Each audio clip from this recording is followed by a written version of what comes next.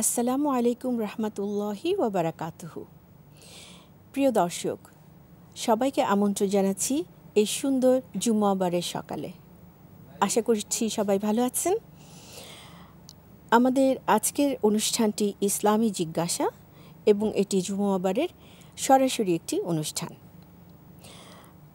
আজকের অনুষ্ঠান জুড়ে আপনাদের সাথে রয়েছি আমি সালমা আইনি। আর আমাদের আজকের আলোচনার বিষয় হচ্ছে ইসলামে দাম্পত্য জীবন। আমাদের আলোচক রয়েছেন ডক্টর নাসিমা হাসান। তিনি একজন শিক্ষাবিদ এবং লেখক। প্রিয় দর্শক, আসুন আমরা আলোচনা শুরু করি। ইসলামে দাম্পত্য জীবন একটি বিশাল ব্যাপার, কেননা ইসলামী শরীয়ত মতে আমাদের যেটি জীবনে রয়েছে সেটি হলো শুধুমাত্র দাম্পত্য জীবনই একজন বিশ্বাসী নারী এবং পুরুষের জন্য একমাত্র একসাথে হবার উপায়। তো এই দাম্পত্য জীবনের উপরেই নির্ভর করছে এই দুনিয়ার সমৃদ্ধি, সুখ এবং যেটি কিনা আমাদেরকে আখিরাতের দিকে নিয়ে যায়, আখিরাতের কামিয়াবি এবং একটি আনন্দময় পরবর্তী জীবন, যেটি স্থায়ী জীবন।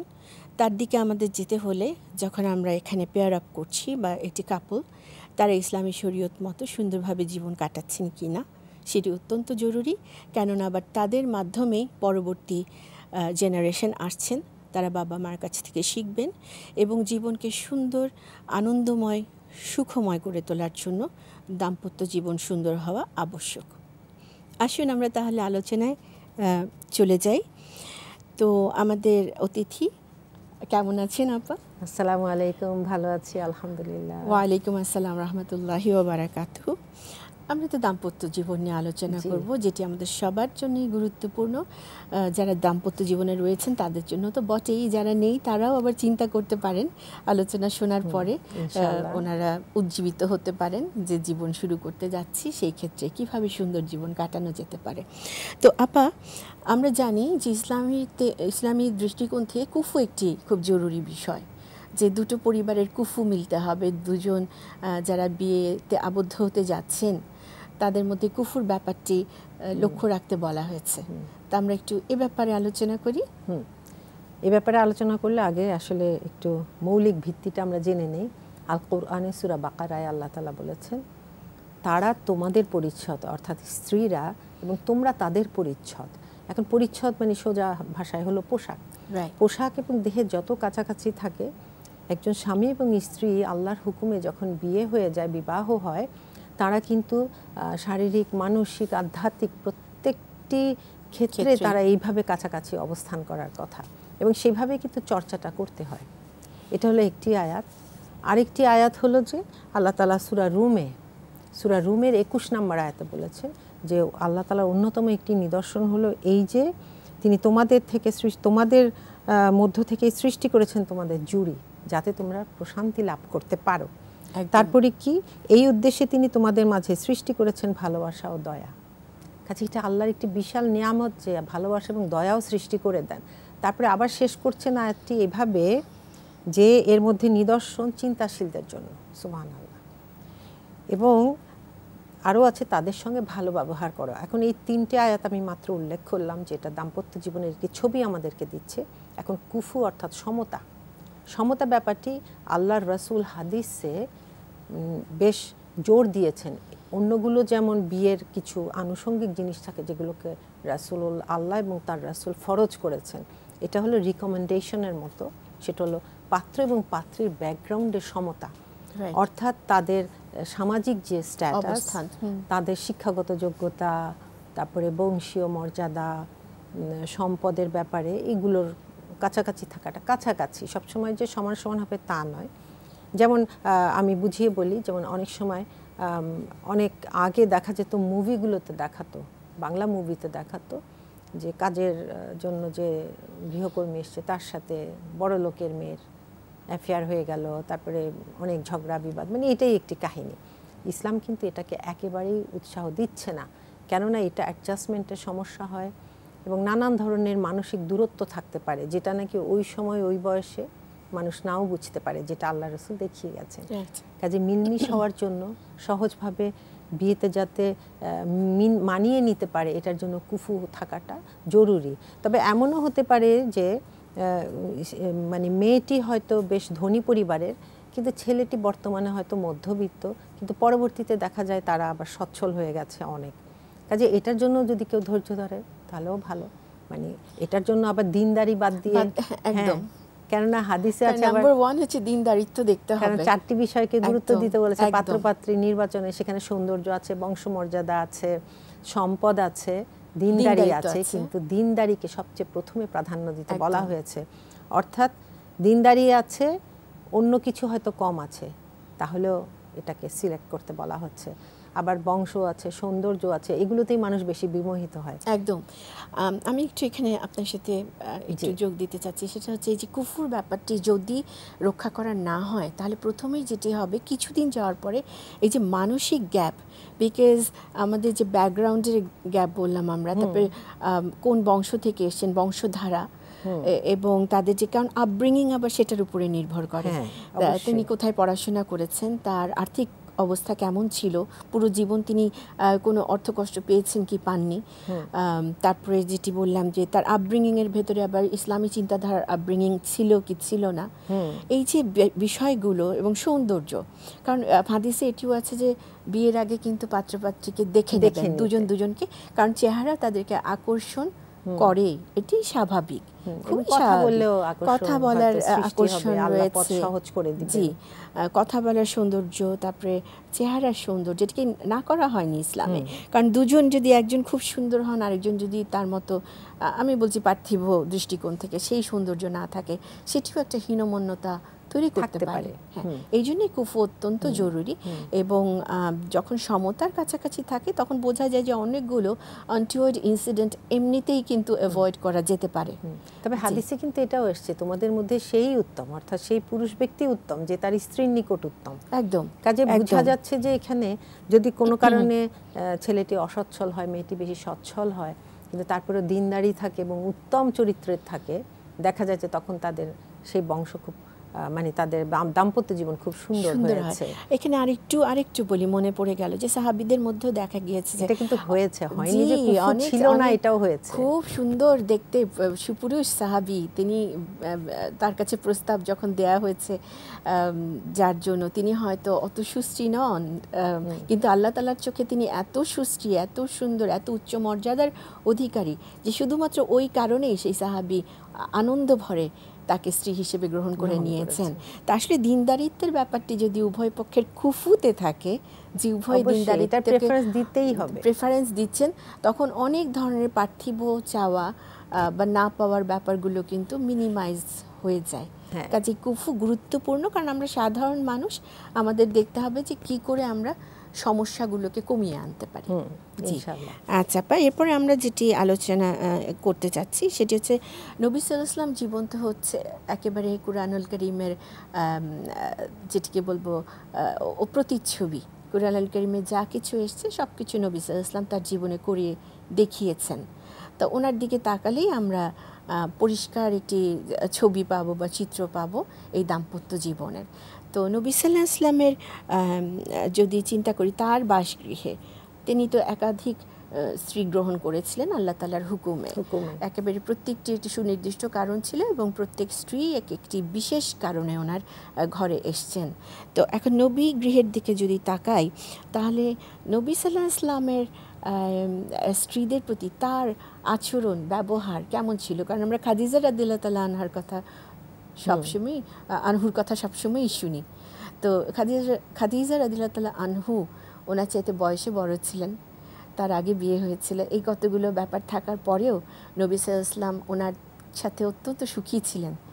এর কারণ কি? এবং অন্যান্য স্ত্রীদের প্রতিও তার সবচেয়ে বড় জিনিস কি, খাদিজা রাদিয়াল্লাহু আনহাকে উনি যখন বিয়ে করেন, উনি নিজে কিন্তু অসচ্ছল ছিলেন। এই যে কুফুর কথাটা বললাম, উনি কিন্তু স্বেচ্ছায় নিজেই উৎসাহী ছিলেন একজন সৎ ব্যক্তিকে বিবাহ করবেন, এবং ওনার চরিত্রে উনি মুগ্ধ হয়েছিলেন।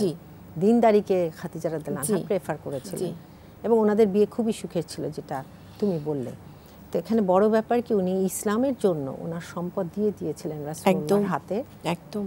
এবং দ্বিতীয়ত পরবর্তীতে উনি যখন ওহী প্রাপ্ত হলেন সেই সময়ে খাদিজা রাদিয়াল্লাহু আনহার যেই সাপোর্ট উনি পেয়েছেন, সুবহানাল্লাহ, সেটা অতুলনীয়, সেটা তুলনাহীন। না, এই সাপোর্টের কারণে উনি ইতিহাসে সবচেয়ে বেশি প্রসিদ্ধ হয়ে থাকবেন এবং উনি কিন্তু প্রথম ব্যক্তি যিনি ঈমান গ্রহণ করেছেন নারীদের মধ্যেও প্রথম। কাজে নারীর এখানে কিন্তু অগ্রসর, হ্যাঁ, যে আমরা অনেকেই জানি না, যে আমরা মনে করি নারীরা সেই, কিন্তু একজন নারী কিন্তু প্রথম মুসলিম হিসাবে ইসলাম। এবং যখন নবী সাল্লাল্লাহু আলাইহি ওয়াসাল্লামকে কেউ বিশ্বাস করেনি, নবী সাল্লাল্লাহু আলাইহি ওয়াসাল্লাম নিজের ব্যাপারে সন্নিধান ছিলেন যে কি ঘটছে আমার জীবনে, ওনার সাপোর্ট। তখন খাদিজা রাদিয়াল্লাহু তাআলা আনহা উনি ওনাকে জড়িয়ে ধরেছিলেন এবং আশ্রয়স্থল হয়ে গিয়েছিলেন। জি, আরো হলো যে এরপরে কিন্তু অনেক ধরনের নির্যাতন সইতে হয়েছে ওনাকে, এবং এই জন্য দেখা গেল যে ওনার সাথে যে বন্ডিংটা ছিল, উনি পরবর্তীতেও খাদিজা রাদিয়াল্লাহু আনহার কথা মনে করতেন,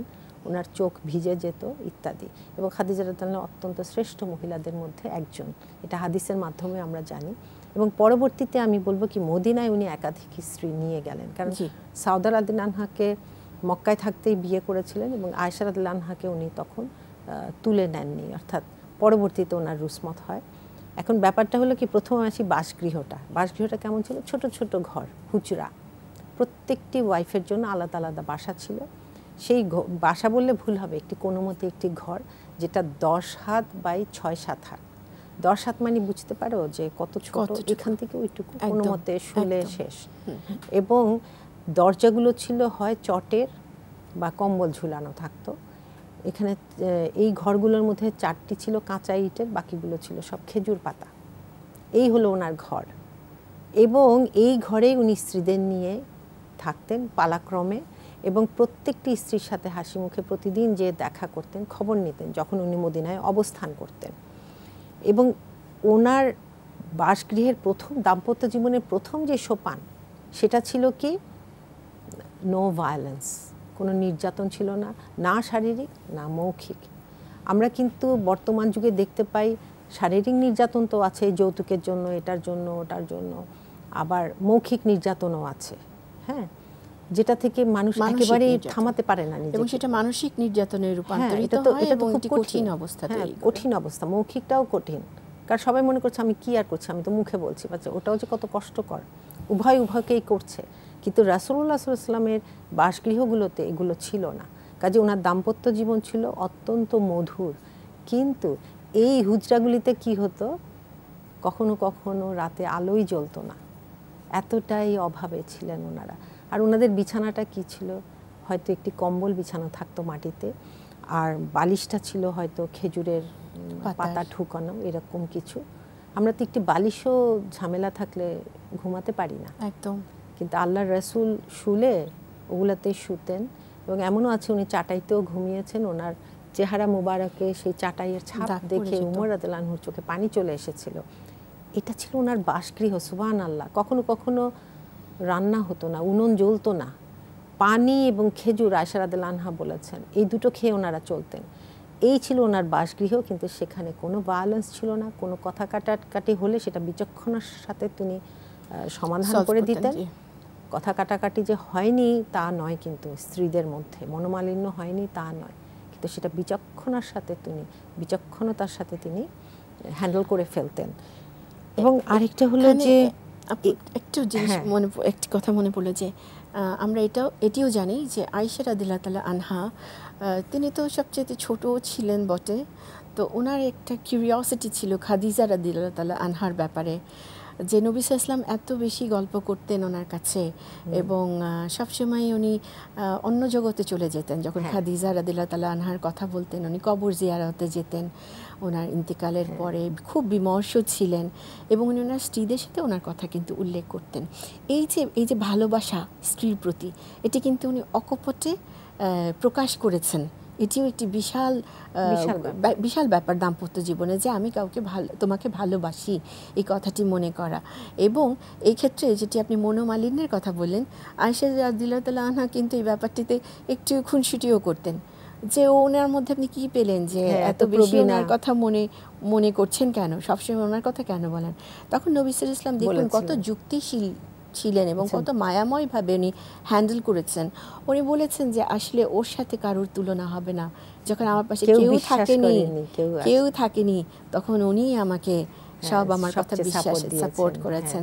এবং তার যে ত্যাগ, সেই ত্যাগগুলোর কথা উনি সব সময় উল্লেখ করেছেন। তার মানে হাজবেন্ড হিসেবে উনি কিন্তু তার স্ত্রীদেরকে মানে স্ত্রীদের ত্যাগের কথা উনি স্বীকার করেছেন, কতটুকু তাকে ভালোবেসেছেন, কতটুকু তার জন্য ওনারা করেছেন, এই কথাগুলো উনি, তার মানে কি এটা অ্যাপ্রিশিয়েট করা। অবশ্যই শুধু অ্যাপ্রিশিয়েট না, উনি কিন্তু তার ওয়াইফদেরকে মন ভালো করার জন্য, খুশিতে রাখার জন্য মানে হাসি মুখে সাক্ষাৎ করতেন এবং সুন্দর সুন্দর নামে ডাকতেন। যেমন আয়েশা রাদিয়াল্লাহু আনহাকে বলতেন হুমায়রা, হ্যাঁ, তারপর এভাবে বলতেন যে খাদ্যের মধ্যে সারিদ যেমন শ্রেষ্ঠ, নারীদের মধ্যে আয়েশা সেরকম শ্রেষ্ঠ। সারিদ একটি খুব মুখরোচক মজার খাবার ছিল আরবে। তো এই যে কতগুলো জিনিস আমরা ভুলে যাই, যে আমরা মনে করি কি দাম্পত্য জীবনটা বুঝি শুধু রোম্যান্সেই ভরা থাকবে, কিন্তু খুব অদ্ভুত হলো রাসূলুল্লাহ সাল্লাল্লাহু আলাইহি ওয়াসাল্লাম তার ভালোবাসা বা রোম্যান্স তার কর্মে দেখিয়েছেন, কিন্তু ওনার বাসগৃহ বা কোনো কিছুতেই সেরকম এক্সেলেন্ট কিছুই ছিল না, কিছুই না। এখনকার কেউ এই ধরনের বাসায় থাকবে আমার মনে হয় চিন্তা করতে পারাটাও কঠিন, তাই না? মানে কি আছে এরকম বলবে।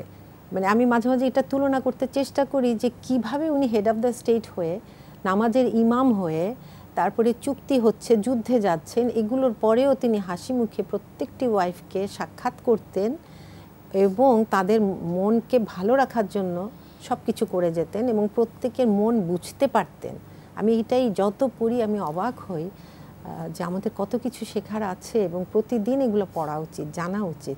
এবং দাম্পত্য জীবনে আসলে সহযোগিতা, সহমর্মিতা, যেটা যে প্রথমে সূরা রুম বলেছিলাম, যে আল্লাহ তাআলা ভালোবাসা এবং দয়া যখন দিবেন, এবং আল্লাহর কাছে চাইতে হবে যাতে এটা সিম্পলিসিটির মধ্যে আমরা খুঁজে পাই। শুধু ধন সম্পদ বেশি, ওয়েস্টিনে খেলাম, এটাতেই যদি আমি রোম্যান্স আর দাম্পত্য জীবনের সুখটা খুঁজে পাই, এটা কিন্তু ভুল। আমি নোমান আলী খানের একটা লেকচার শুনছিলাম, ওখানে উনি বলছিলেন যে আল্লাহ তাআলা বলেছেন যাতে তার থেকে তুমি প্রশান্তি লাভ করতে পারো। সূরা রুমে যে আল্লাহ বলেছেন যে সাকিনা তুমি পাবে, ট্র্যাঙ্কুইলিটি, এটা আসলে এইভাবে আল্লাহ তাআলা বলেছেন যে তুমি সুখী হয়ে যাবে, হ্যাপি থাকবে তা নয়, এটা হলো আরও গভীরতর একটি জিনিস। হ্যাপি হওয়া তো সোজা, এটা বেশিক্ষণ থাকে না, একদম হ্যাঁ একদম। কিন্তু আসল প্রশান্তি যেটা, সেটা হলো জীবনের মূল একটি চালিকা শক্তি। হ্যাঁ, এটা চালিকা শক্তিটা আমরা বাসা থেকেই কিন্তু পাই, এটা যদিও অনেকে আমরা ফিল করি না। বাসা কিন্তু আমাদের ব্যাটারিটা রিচার্জ করে সব কিছু করার জন্য। আজকে বাসা যদি অশান্তি হয়, কোথাও যে আমরা শান্তি পাবো না। কাজে রাসূলুল্লাহ সাল্লাল্লাহু আলাইহি ওয়াসাল্লামের বাসগৃহ নিয়ে আমাদের গবেষণা করা উচিত।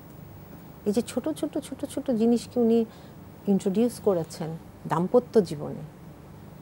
এই যে একটি এখানে মাগ আছে, রাসূলুল্লাহ সাল্লাল্লাহু আলাইহি ওয়াসাল্লাম কি করতেন, আয়েশা রাদিয়াল্লাহু আনহা কিছু পান করেছেন, রাসূলুল্লাহ ঠিক ওই জায়গায় ঠোঁট লাগিয়ে ওখান থেকেই পান করতেন।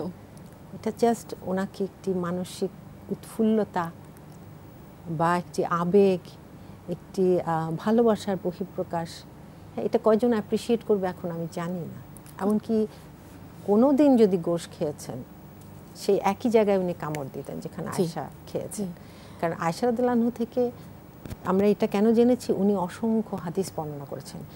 এত মেধা এবং ট্যালেন্টেড ছিলেন উনি যাই দেখতেন মুখস্থ করে বলে দিতে পারতেন, যার জন্য ওনার কাছ থেকে আমরা হাদিস অনেক বেশি পেয়েছি। এই নয় যে অন্যান্য ওয়াইফরা এগুলো দেখেননি, আসলে দেখেছেন, কিন্তু বর্ণনা ওনার কাছ থেকে, মাইমুনা রাদিয়াল্লাহু আনহা থেকে, উম্মে সালামা, এরকম মুষ্টিমেয় কয়েকজনের কাছ থেকে এসেছে। তা আমরা ওনাদের নিয়েও আলোচনা করবো। সুবহানাল্লাহ সুবহানাল্লাহ। আমি বলবো কি, এই আলোচনার পরে দর্শক যারা দেখছেন, আমরা এগুলো নিয়ে যেন চিন্তা করি যে সিম্পলিসিটি, সাধারণ জীবনের মধ্যে যদি আমি প্রশান্তি খোঁজার চেষ্টা করি, নিশ্চয়ই আল্লাহ আমাকে সেটা দিবেন। প্রাচুর্যের মধ্যে নয়, প্রাচুর্যে শয়তানের ধোঁকা চলে আসে। একদম একদম। তখন ওই যে চাওয়া পাওয়ার মধ্যে কোনো সামঞ্জস্য থাকে না, তো লিমিটও থাকে না। হ্যাঁ, আমি কি চাই আমি নিজেই জানি না, লিমিটলেস হয়ে যায়। এবং তখন যে জরুরি যেটি, যে নিজের ঘর জীবনটিকে সাজিয়ে ফেলা, গুছিয়ে ফেলা এবং আল্লাহ সুবহানাহু তাআলার দিকে ফিরে যেতে হবে, এটিকে মনের মধ্যে রাখা। তো নবী সাল্লাল্লাহু আলাইহি ওয়াসাল্লামের দাম্পত্য জীবনে ওনার স্ত্রীরা তো নবী সাল্লাল্লাহু আলাইহি ওয়াসাল্লামের কথা মেনে নিয়েছেন, শুনে নিয়েছেন, সেভাবে চলার চেষ্টা করেছেন, উভয় পক্ষকে ভালোবেসেছেন, শ্রদ্ধা করেছেন।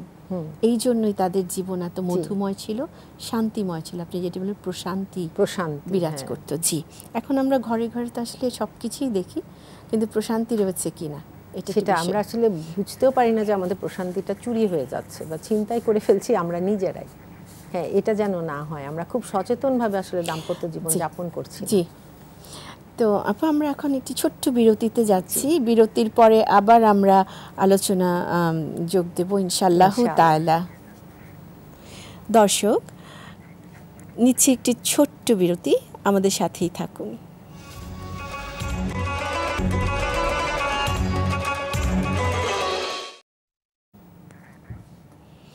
প্রিয় দর্শক, ফিরে এলাম বিরতির পর। দেখছেন একুশে টেলিভিশনের নিয়মিত আয়োজন ইসলামে জিজ্ঞাসা, আর আমাদের আজকের বিষয় ইসলামের দাম্পত্য জীবন। আলোচক হিসেবে রয়েছেন ডক্টর নাসিমা হাসান। দর্শক, যদি আপনাদের ইসলামী বিষয়ে কোনো রকমের প্রশ্ন থেকে থাকে তাহলে আপনারা আমাদেরকে টেলিফোন করতে পারেন স্ক্রিনে দেখানো নাম্বারটি দেওয়া রয়েছে। আমরা আলোচনায় ফিরে যাচ্ছি। আপা, বিরতির পরে আবারও শুরু করা যাক তাহলে ইনশাআল্লাহ।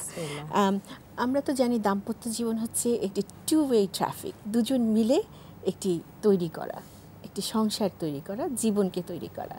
তো সঙ্গত কারণেই ঘরে অনেক ধরনের কাজ থাকে, মানে সকাল থেকে শুরু করে একদম ঘুমোতে যাওয়ার আগ পর্যন্ত প্রচুর কাজ থাকে। পার্থিব জীবনে আমাদেরকে কাজ করতেই হয়, আবার অফিসেও কাজ থাকে। তো এই যে ঘরে যখন আমরা কাজ করছি, তখন এখানে দুজন মিলে কি করে ঘরের কাজগুলো গুছিয়ে নেওয়া যায় যাতে করে সময়ের অপচয় না হয় এবং সুন্দর একটি দিন আমরা কাটাতে পারি ইনশাআল্লাহ, এই ম্যানেজমেন্টটা সম্পর্কে আমরা একটু আলোচনা করি। নবী গৃহে কি হতো? হ্যাঁ, বিসমিল্লাহির রহমানির রহিম। নবী গৃহে আমরা দেখেছি যে বর্ণনায় এসছে যে উনি ঘরে হাসি মুখে ঢুকতেন, স্ত্রীদেরকে সাক্ষাৎ করে ঘরের কাজে হাত লাগাতেন, উনি এসে বসে পড়তেন না। জি হ্যাঁ, যেটা কিন্তু এখন আমরা খুব অভিযোগ এগুলো পাই। তো ও বসে পড়তেন না, উনি মেরামতের কাজ করতেন, সেলাই করতেন, যে কোনো ধরনের কাজ, এবং স্ত্রীদের সাথে হাত মেলাতেন কাজে। তা কেউ প্রশ্ন করতেই পারে যে যেখানে উনুন জ্বলতো না, হ্যাঁ, রান্না হয়নি, ওখানে আবার কি কাজ? কিন্তু তারপরেও কাজ থাকতো, এটা থাকতেই পারে। যেমন ওনার কাপড় সেরকম মজবুত কিছু ছিল না, সেলাই করতে হতো। ওটা কিন্তু বলতেন না যে ওয়াইফকে বলতেন না স্ত্রীদের যে আমারটা সেলাই করে দাও, উনি কিন্তু নিজেই করতেন। তো এটা একটি বিশাল ব্যাপার। এখানে আরেকটি আমরা বর্ণনায় পাই, আনাস রাদিয়াল্লাহু আনহু ওনার খাদেম ছিলেন, একজন সাহাবী যিনি কিশোর বয়সে ইসলাম কবুল করেছিলেন। রাসূলুল্লাহ সাহচর্যে 10 বৎসর ছিলেন এবং তিনি বলেছেন যে আল্লাহর রাসূল কখনো আমাকে এটা করেছো কেন আর ওটা করনি কেন, এই কথাটি বলেননি। কাজে উনি স্ত্রীদের তো মানে বলেনই, এটা বর্ণনাই পাওয়া যায় না। এবং আয়েশা রাদিয়াল্লাহু আনহা থেকে আরেকটি বর্ণনা পাওয়া যায় যে ওনার এক দাসী বলেছে যে আয়েশা রাদিয়াল্লাহু আনহা এতই খেয়ালি ছিলেন যে উনি রুটির জন্য আটার খামির তৈরি করতেন, তারপরে ঘুমিয়ে যেতেন। ওই তারপরে ছাগল এসে ওটা খেয়ে ফেলতো। তো মজার হলো যে এরকম কোনো বর্ণনা পাওয়া যায় না যে আল্লাহ রাসূল বলেছেন যে তুমি এইভাবে কেন করেছো, আটাগুলো খেয়ে চলে গেল, এখন আমরা কি খাবো, এরকম কিছুই পাওয়া যায় না। অথবা তাদের ওয়াইফদের দিক থেকেও এটা পাওয়া যায় না যে সারাদিন তো কিছু খাইনি, এত হাসি মুখে তো কথা বলতে পারবো না, বা আপনার এত হাসি কোথা থেকে আসে, নাউজুবিল্লাহ, এই ধরনের কোনো ধরনের বর্ণনা, অভিযোগ আসেনি। কাজে দুই পক্ষের যখন অভিযোগ কমে যাবে, ঘরটা কিন্তু খুব সুশৃঙ্খল থাকবে, তাই নয় কি? সুশৃঙ্খল থাকলে যেটা হবে যে প্রশান্তিটা আল্লাহ তাআলা নাজিল করবেন। এবং এই সুশৃঙ্খল থাকা এবং কোনো কিছুতে যে আমরা সন্তুষ্ট থাকছি, এটা কিন্তু আল্লাহর প্রতি এক ধরনের সন্তুষ্টতা প্রকাশ করা, যে আল্লাহ যা দিয়েছেন তাই নিয়ে আমি সন্তুষ্ট আছি। এমন একজন রাষ্ট্রপতি বা একটি দেশের কর্ণধারের উদাহরণ কি আমরা আজ পর্যন্ত দিতে পারবো এই ১৫০০ বছর পরেও, যিনি পুরো দেশবাসীতে যখন দুর্ভিক্ষ চলছে, খাবারের অভাব, নিজেও না খেয়ে রয়েছেন? এটা কি হয়েছে? হয়নি, কিন্তু উনি করেছেন। শুধু উনি নয়, সঙ্গে সঙ্গে ওনার স্ত্রীরাও না খেয়ে রয়েছেন।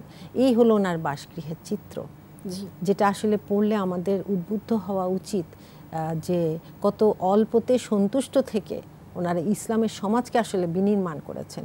কারণ উদ্দেশ্য ছিল কিন্তু অন্য, আল্লাহর সন্তুষ্টি এবং ইসলামী সমাজ একটি তৈরি করা। এই উদ্দেশ্য যদি আমাদের সকলের থাকে, আমাদের ঘরের কাজ কারো জন্য বাধা হবে না, এটা মেয়েদের কাজ, ওটা পুরুষদের কাজ, আমরা তো ভাগ করে ফেলি। এটা তো লজ্জার কথা, কেন পুরুষরা করবে, এরকম কিন্তু কোনো কথা নেই ইসলামে নেই তো, আসলে নেই। এটা কিন্তু দেশের বাইরে গেলে অনেক সময় চিত্রটা মাশাআল্লাহ আমরা দেখতে পাই যে ওয়াইফ হয়তো সকাল সকাল চলে যাচ্ছে, দুইজনেই হয়তো ছাত্রছাত্রী, হ্যাঁ, বা দুইজনেই অফিসে কাজ করে, যে যেটা পারছে করে ফেলছে। কেউ চুলো মুছে চলে গেল অথবা এসে চুলাটা ক্লিন করলো, হয়তো পুরুষটাই করছে। হ্যাঁ, মেয়েটি হয়তো এসে কোনো মতে ভাতটা অন করলো, কারণ ওখানে তো রাইস কুকারে হয়তো রান্না করছে, আরেকজন আগে এসেছে, সে সবজিটা বা কোনো একটা চড়িয়ে দিল। এই যে বাকবিতণ্ডা না করে একটি সংসার চালানো, এবং যতটা আমি আবারও বলছি, সিম্পলিসিটি খুব গুরুত্বপূর্ণ। আমি যদি 5টা পদ খেতে চাই তাহলে কিন্তু বিপদ। এটা ওটা হলো না, ওইটা হলো না, ডিম পোচটা আজকে নরম হয়েছিল, সকালে কি করেছিলে, তারপরে তুমি বাসায় কি করো, অথচ নিজে এসে হয়তো আমি নিউজ পেপারটা পড়ছি, স্বামীটা। এই যে জিনিসগুলো নিয়ে কিন্তু মানে লেগে যায়, প্রশান্তিটা তখন উড়ে যায়। আমরা ছোট জিনিসগুলো ছাড়তে পারি না, আমরা অফিসের স্ট্রেসগুলো ঘরে নিয়ে চলে আসি, তারপর সেখানে এসে গন্ডগোল পাকিয়ে ফেলি। তা আল্লাহ রাসূল যেটা করেছেন, উনি রাষ্ট্রপতি হোক, কোনো জটিল চুক্তি হোক, কারো বিচার কার্য হোক, সব কিছু করেই কিন্তু ঘরে ঢুকেছেন। একদম, উনি কিন্তু মাথা গরম করেননি, ওনার স্ত্রীরাও করেননি। যাও করেছেন, 2-1টি ঘটনা পাওয়া যায়, উনি খুব বিচক্ষণতার সাথে, একটু আগেও বলেছি, ওগুলা তিনি সামাল দিয়েছেন। এবং আল্লাহ তাআলা কোরআনও নাজিল করেছেন আয়াত, যে তোমরা যারা ইচ্ছুক রাসূলুল্লাহর সাথে ঘর করবে তারা যেন করে, যদি না চাও তোমরা করবে না। অর্থাৎ এটা যে কেউর জন্যই পথ খোলা আছে। সুবহানাল্লাহ, সুবহানাল্লাহ।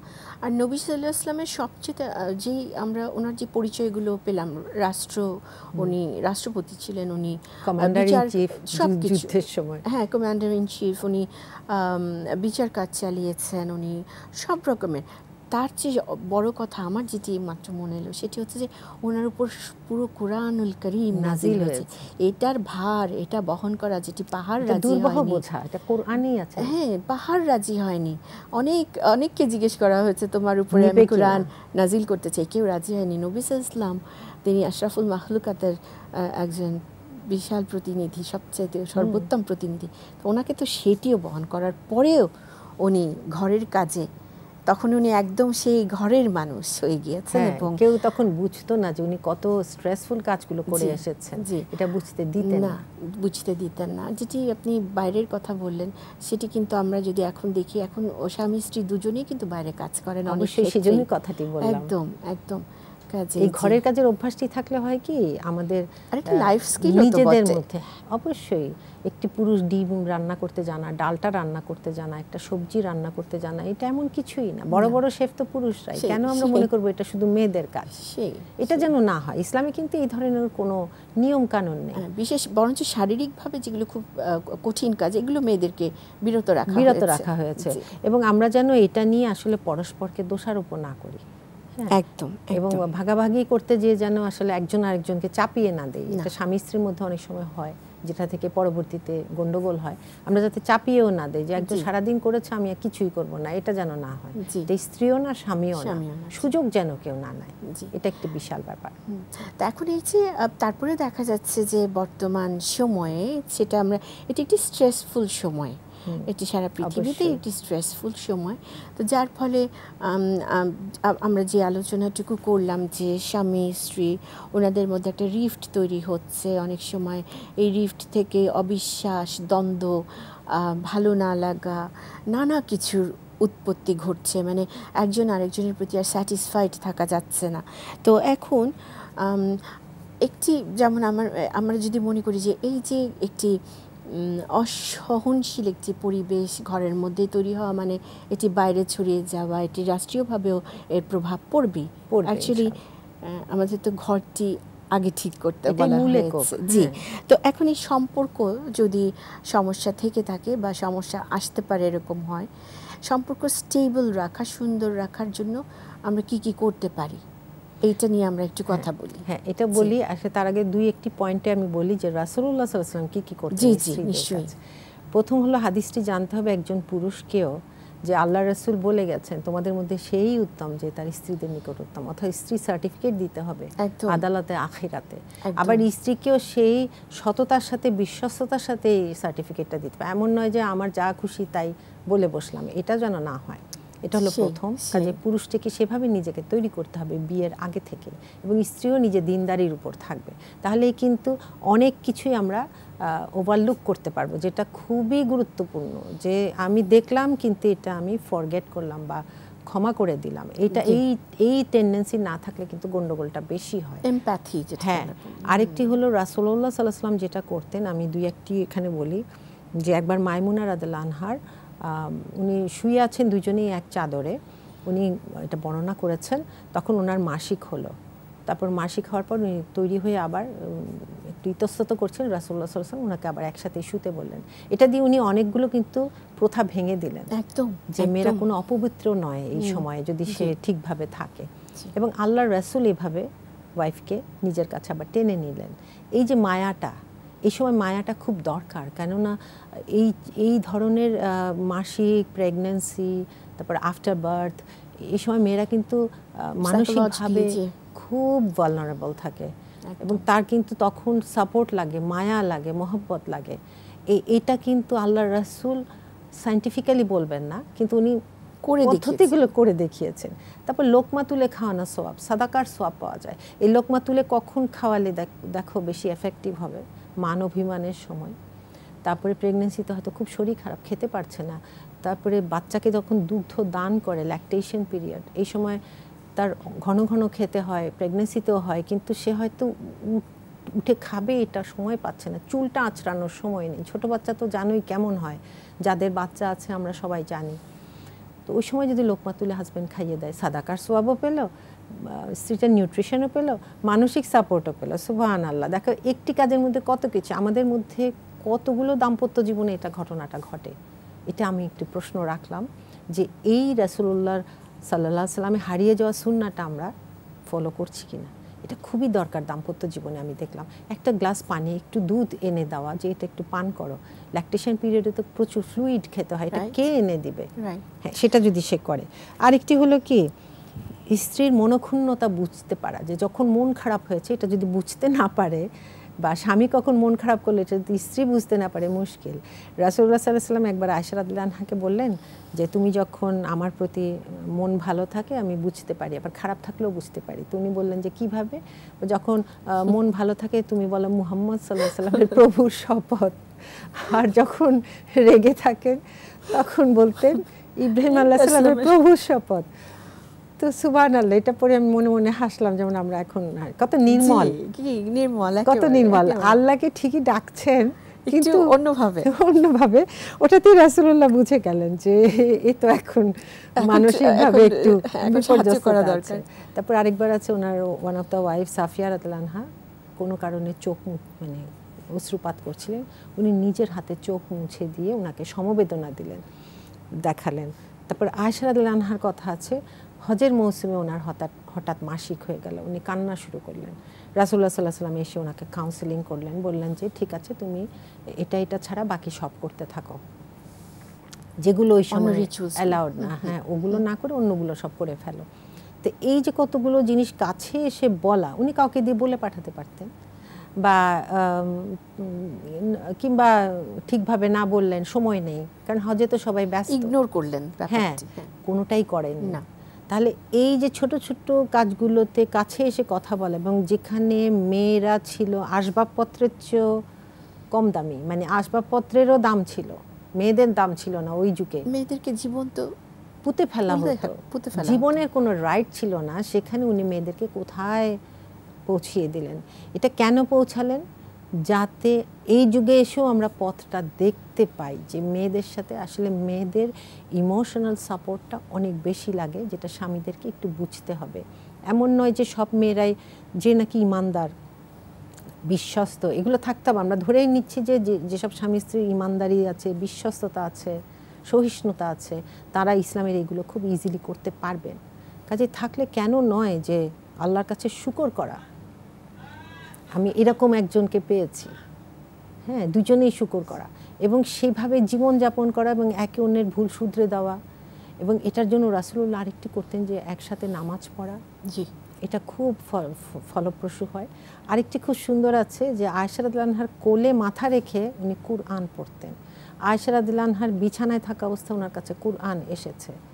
মানে আল্লাহ তাআলা কিভাবে যে নারীদেরকে মহব্বত দেখিয়েছেন, সেই মানে ওহী নাজিল হয়েছে, যেখানে এখনো আলেমদের মধ্যে মতভেদ যে কোরআন সে স্পর্শ করতে পারবে নাকি পারবে না, আমরা ওইখানে পড়ে আছি। কিন্তু ওনার কোলে মাথা রেখে উনি কোরআন তেলাওয়াত করেছেন এবং এখানে কোনো উল্লেখ নাই যে উনি তখন কি অবস্থায় ছিলেন। আবার সেটির ধারাবাহিকতায় দেখেন, এই যে সম্পর্কের সৌন্দর্যের কারণে নবী সাল্লাল্লাহু আলাইহি ওয়াসাল্লামের যে অন্তিম মুহূর্ত, চলে যাবার সময়টি যখন এলো, উনি কিন্তু আয়েশা রাদিয়াল্লাহু তাআলা আনহাকে সেটি জানালেন এবং উনি কত ধীর স্থিরভাবে দুজন মিলে এই মানে কঠিনতম সময়টিকে ওনারা কিন্তু হা হুতাশ চিৎকার কিছুতে না ঢুকে একদম আল্লাহ তাআলার সাথে সাক্ষাতের জন্য উনি প্রস্তুত করে দিলেন আয়েশা রাদিয়াল্লাহু তাআলা আনহা।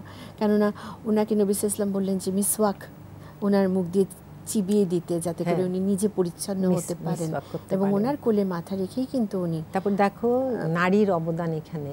জি, খাদিজা রাদিয়াল্লাহু আনহা ছিলেন ওনার ওহী নাজিলের সময়, সেখানেও এক নারী যিনি কম্বল দিয়ে জড়িয়ে ধরেছিলেন ওনাকে। আর শেষে যখন আল্লাহর কাছে উনি চলে যাচ্ছেন তখনও কিন্তু একজন নারীর কোলে, এবং স্ত্রী, হ্যাঁ দুজনেই তার স্ত্রী, এবং দুজনেই ইতিহাসে শিক্ষণীয় হয়ে আছেন, বিখ্যাত তো বটেই। সুবহানাল্লাহ, এটা বলে শেষ করা যায় না। আমি যখন পড়ি আমি কত কিছু আমাদের শেখার আছে। এবং আজকাল যে খুব ছোট বিষয় নিয়ে আমরা স্বামী স্ত্রীর মধ্যে দ্বন্দ্ব হয়ে যায়, আসলে এগুলো মিটিয়ে ফেলা উচিত। অনেক বড় বড় ইস্যু আসতে পারে, সেটাতে যদি আমরা এক হতে না পারি। একজন কনভার্টেড একজন মুসলিম নারীর বইয়ে পড়েছিলাম যে যখন জি আপা আমাদের একটি ফোন বোধহয় একজন দর্শক ফোন করেছেন, আমরা একটু ফোন নিয়ে নেই। জি, আমরা একটু দর্শকের সাথে কথা বলে আসি। জি, আসসালামু আলাইকুম দর্শক। আসসালামু আলাইকুম প্রিয় দর্শক। জি, কে বলছেন? ওয়ালাইকুম সালাম ম্যাডাম। ম্যাডাম আসসালামু আলাইকুম। ওয়ালাইকুম আসসালাম রাহমাতুল্লাহি ওয়া বারাকাতুহু। জি ভাই বলুন। ম্যাডাম আমি কুমিল্লা থেকে বলছিলাম ম্যাডাম। জি ম্যাডাম আমার এক ম্যাথ, একটু টেলিভিশনের ভলিউমটা একটু কমাতে হবে ভাই। জি, একটু ব্যাকগ্রাউন্ডে একটু আওয়াজ হচ্ছে। জি আপনি বলুন, টেলিভিশনের ভলিউম একটু কমিয়ে নিলে ভালো হয়। ম্যাডাম আমার এক নাতি আছে 3 বছর, একটু কথাটা একটু কম বলে। আচ্ছা, হ্যাঁ কথাটা একটু কম বলে ম্যাডাম। এখন আমি কথাটা মনে রাখতে পারে না। আমি শিশু বিকাশে দেখাইছি, তারপরও একটু লাভবান হচ্ছি না। এখন আমি ইসলামের দৃষ্টিতে কি আমল করলে এই কথাটা তার প্রস্ফুটিত হইতে পারে আর কি মনে রাখতে পারে। জি জি, আপনাকে অনেক অনেক শুকরিয়া ভাই, আমাদের সাথে থাকুন। আমরা ইনশাআল্লাহ আপনার প্রশ্নের উত্তরটি খুঁজে দেবার চেষ্টা করছি ইসলামী দৃষ্টিকোণ থেকে। ধন্যবাদ ভাই। উনি একটি বাস্তবসম্মত প্রশ্ন করেছেন যে ওনার 3 বছরের একটি নাতি কথা কম বলছে। আচ্ছা, কথা কম বলছে অর্থ সে কথা তো বলতে পারছে, এটা ধরে নিলাম। দ্বিতীয়ত হলো ওর সাথে সারাদিন কে থাকে। যদি অনেক কথার মধ্যে থাকে বাচ্চারা কিন্তু সেখানে কথা শিখে যায়। খুব অল্প মানুষ থাকলে তার শিখতে কিন্তু দেরি হয়। এমনও হতে পারে যে সারাদিন বাবা মা নেই, আমি যেহেতু সিচুয়েশনটা জানি না, তখন কিন্তু ওই সব বাচ্চাদের স্পিচ ডিলে হতে পারে। এটা নয় যে তার ভেতরে সমস্যা, এটা হলো পারিপার্শ্বিক সমস্যা, কথা বলার সুযোগ পাচ্ছেন না, অথবা টিভিতে সারাক্ষণ থাকছে কিনা। টিভিটা বন্ধ করুন, সেলফোনের দেখা বন্ধ করুন, এগুলো করে দেখুন। আর আরেকটি হলো সূরা ফাতিহা পড়ে তাকে ফু দিবেন, তারপরে কুল হু আল্লাহ, নাস, ফালাক, এগুলো সব শিফার আয়াতগুলো পড়ে পড়ে ফু দিবেন। আর শয়তানের থেকে আশ্রয় চাইবেন, এরকম দোয়া আছে। এটা দোয়াগুলো আপনি পড়ে পড়ে তার সামনে জোরে জোরে পড়ে করবেন, এবং অবশ্যই বাচ্চাকে কোয়ালিটি টাইম দিতে হবে, বাবা মাকে, আপন আত্মীয় স্বজনকে।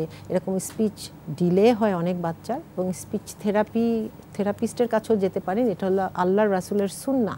যখন মনে করবেন কোনো সমস্যা হচ্ছে শারীরিক বা অন্য কিছু, তখন চিকিৎসাতে যাওয়াটাও আল্লাহর রাসূলের সুন্নাহ।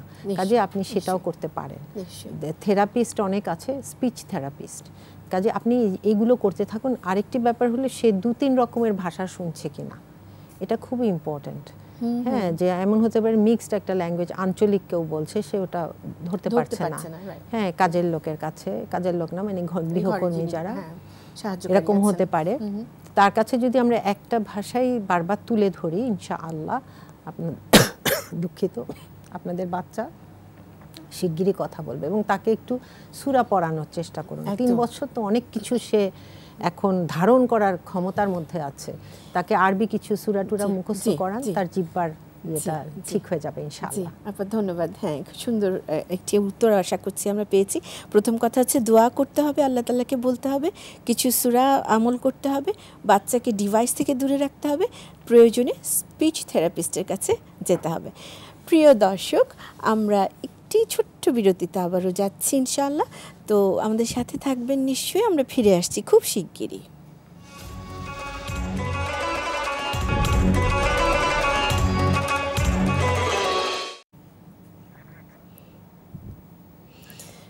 প্রিয় দর্শক, বিরতির পর ফিরে এলাম আমাদের অনুষ্ঠানে। আপনারা দেখছেন 21-এর পর্দায় ইসলামী জিজ্ঞাসা, শুক্রবারে সম্প্রচারিত হচ্ছে সরাসরি। আমাদের সাথে আলোচক রয়েছেন ডক্টর নাসিমা হাসান। আমাদের আজকের আলোচনার বিষয় ইসলামে দাম্পত্য জীবন। আর ইসলামের বিষয়ে যে কোনো প্রশ্ন থাকলে আমাদেরকে টেলিফোন করতে পারেন, স্ক্রিনে নাম্বারটি দেওয়া রয়েছে। আসুন আমরা আলোচনায় ফিরে যাই। আপা, আবারও ফিরে এলাম, আলহামদুলিল্লাহ। আলহামদুলিল্লাহ। তো আমাদের একটি বিষয় খুব গুরুত্বপূর্ণ এখনকার সময়ে, হঠাৎ করেই সোশ্যাল মিডিয়া অ্যাক্টিভিটি অনেক বেড়ে গিয়েছে। বিশেষ করে আমাদের দেশে এটির প্রচার প্রসার এই গত কয়েক বছর ধরে কিন্তু খুব বেশি, খুব বেশি, এবং সবার হাতেই ডিভাইসটি চলে গিয়েছে। কাজে এখানে আর কোনো প্রতিবন্ধকতা থাকছে না, একেবারে ছোট বাচ্চা থেকে শুরু করে বড় সবার হাতেই কিন্তু ডিভাইস রয়েছে। যে যেখানে ক্লিক করতে চাইছেন ক্লিক করে কিন্তু ওনারা ঢুকে পড়ছেন সেই সাইটে। তো এখন আপা আমাদের যেটি আলোচনা আমরা করতে চাচ্ছি সেটি হলো এই যে সোশ্যাল মিডিয়াতে যে প্রজেকশন দাম্পত্য জীবনের, বিশেষ করে এর পজিটিভ নেগেটিভ দিকগুলো একটু সংক্ষেপে আমরা আলোচনা করব। হ্যাঁ, ইনশাআল্লাহ। আসলে সামাজিক মাধ্যমের ব্যাপারটা হলো কি, আমরা একটি ডিভাইসের মাধ্যমে এই কাজগুলো করছি। যে কোনো ডিভাইস বা এই যে টেকনোলজি বা প্রযুক্তির যে উন্নতি হয়েছে, এটার জন্য যেটা হচ্ছে যে এই প্রযুক্তিকে আমি যদি নিজের ভালোর জন্য ব্যবহার করি তাহলে ঠিক আছে, আর যদি ভালো না হয় সেটা আমাকে বুঝতে হবে এবং এটা আমার জন্য ঠিক নেই। এই শিক্ষাটা আমাদের যদি থাকে তাহলে আমরা এটা বুঝতে পারবো। তার আগে আমি বলে নেই যে দাম্পত্য জীবনের এটার প্রভাব কি, এটা নিয়ে যেহেতু কথা বলবো, তার আগে আমি বলতে চাই যে রাসূলুল্লাহ সাল্লাল্লাহু আলাইহি ওয়াসাল্লামের জীবনে যখন আমরা দেখেছি এতক্ষণ, ওনার দাম্পত্য জীবনে যেটা ছিল, কোনো ভায়োলেন্স ছিল না, নো ভায়োলেন্স, নো পরকীয়া, এটা ছিল না, একদম ছিল না। পরমত সহিষ্ণুতা ছিল, তাদের মধ্যে সম্প্রীতি, ভালোবাসা, দয়া ছিল, তাই না?